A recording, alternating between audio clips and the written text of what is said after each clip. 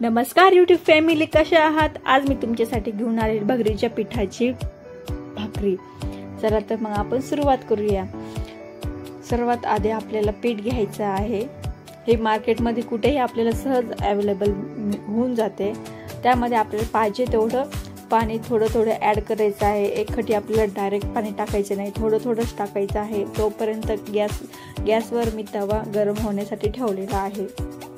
चला तर मग थोडं पाणी, आपल्याला भगरीच्या पिठाला थोडंसं जास्त पाणी लागतं, पण आपल्याला पाहिजे तेवढंच आपण पाणी घेऊन थोडं करून ते पीठ मळायचं आहे।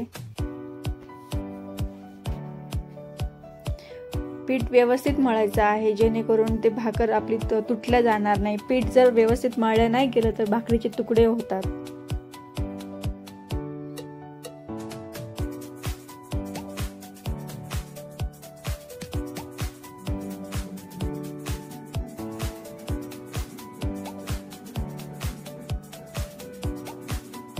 तुम्ही बघू शकता व्हिडिओमध्ये मी कसं रगडून पीठ मळत आहे। अशा प्रकारेच आपल्याला भगरीच्या पिठाचं कणिक मळून घ्यायचं आहे। ते व्यवस्थित एकजीव झालं पाहिजे, तरच त्याची भाकरी व्यवस्थित येते, नाही तर ती तुटल्या जाते। कणकेचा आपल्याला गोल उंडा तयार करून घ्यायचा आहे आणि परातीमध्ये पाहिजे तेवढं थोडंसं पीठ घेऊन आपल्याला हातालाही थोडंसं पीठ लावायचं आहे आणि अशा प्रकारे आपण थोडीशी भाकरी आपण गोल करून घेणार आहोत।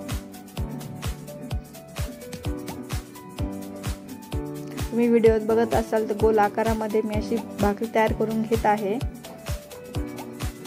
पीठ व्यवस्थित मळल्यामुळे भाकरी कुठे चिरल्या गेलेली नाही। अलगद भाकर आपल्याला अशी उचलायची आहे आणि तव्यावर ठेवायची आहे आणि पाणी लावायचं आहे भाकरीला वरच्या बाजूने।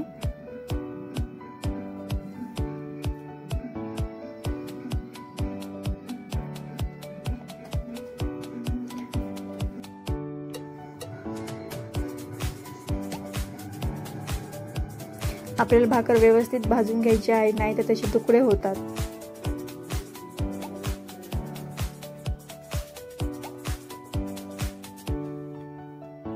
वरचं पाणी सुकल्यावर आपल्याला भाकर अलगदपणे काढून घ्यायची आहे आणि जिथं आपल्याला वाटली कच्ची आहे तिथं आपल्याला ती भाजून घ्यायची आहे।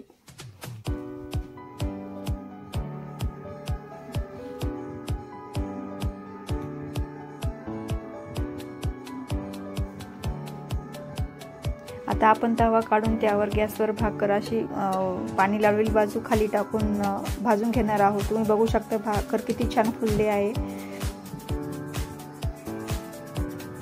अशी चारही बाजूला आपल्याला भाकरीला भाजून घ्यायचं आहे।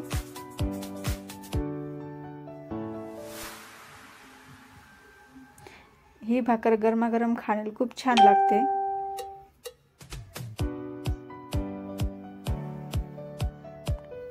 अशा प्रकारे आपल्याला गोल आकारामध्ये व्यवस्थित भाकरी भाजून घ्यायची आहे।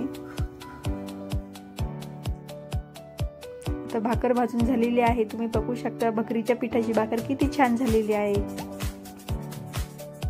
हा व्हिडिओ आवडला असेल तर लाईक करा, शेअर करा, सबस्क्राईब करा। Bye bye.